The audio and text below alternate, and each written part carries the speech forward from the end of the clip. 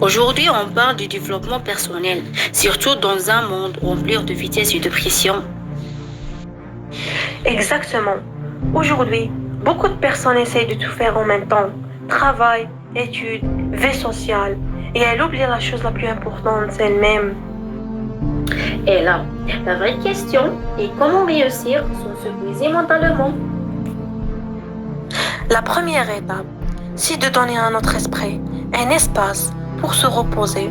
L'esprit est comme la terre. Si tu n'en prends pas soin, il ne te donnera pas le meilleur de lui-même. C'est une belle comparaison, ma chérie. Et j'ajoute la réflexion consciente et importante. Toutes les décisions ne doivent pas être rapides. Parfois, il faut s'arrêter et réfléchir avant d'agir. Il y a aussi un point essentiel, parler de nos émotions quand on partage nos pensées avec quelqu'un de confiance. Beaucoup de complications disparaissent. C'est vrai, parce que l'être humain n'est pas seulement un esprit, mais seulement un cœur. Il faut un équilibre entre les deux. Finalement, le développement personnel ne veut pas dire devenir parfait, mais devenir quelqu'un qui se comprend mieux et qui sait vivre avec une paix intérieure. Et si on donne un conseil aujourd'hui, prenez soin de votre esprit, de vos émotions et de votre temps. Le reste viendra progressivement.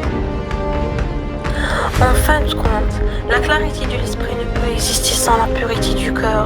Et le cœur ne s'épanouit pas dans un environnement chaotique. Prenons soin de nos pensées et de nos émotions et de l'environnement qui nous entoure.